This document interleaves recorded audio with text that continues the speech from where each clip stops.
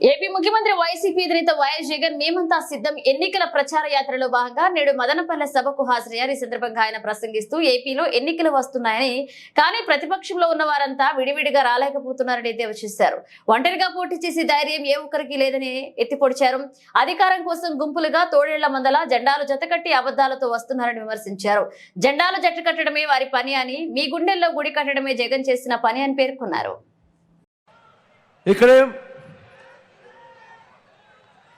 MP అభ్యర్థిగా మీతో నిలబడతా ఉన్నాడు.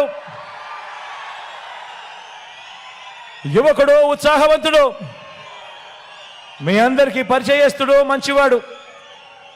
మీ అందరి చల్లని దీవెనలు మిథున్పై ఉంచవలసిందిగా మీ అందరినీ సవినయంగా వేడుకుంటా ఉన్నాను.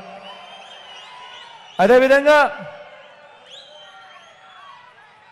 కోడూరు నుంచి సీను నిలబడతా ఉన్నాడు.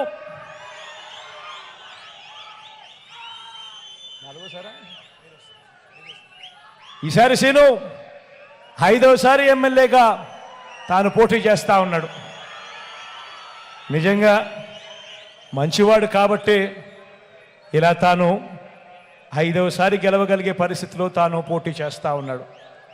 మీ అందరి చల్లని దీవెనలు, మీ అందరి చల్లని ఆశీస్సులు సీనుపై ఉంచవలసిందిగా కోరుతా ఉన్నా.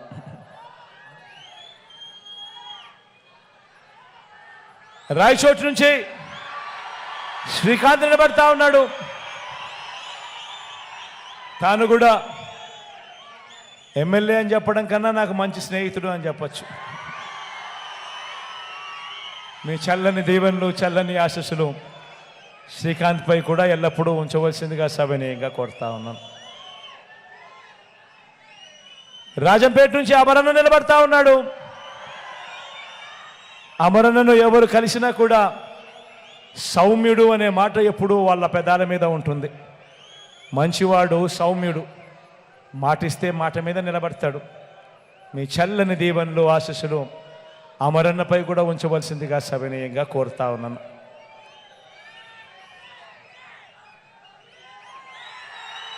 తమ్మలపల్లె నియోజకవర్గం నుంచి ద్వారకన్న నిలబడతా ఉన్నాడు. ద్వారకన్న కూడా మంచివాడు, సౌమ్యుడు. మీ చల్లని దీవెనలు, ఆశీస్సులు ద్వారకన్నపై కూడా ఉంచవలసిందిగా సవినయంగా వేడుకుంటా ఉన్నాం. ఇక మదనపల్లి నుంచి మీ వాడు అతి సామాన్యుడు, కేవలం ఒక ఉద్యోగస్తుడు.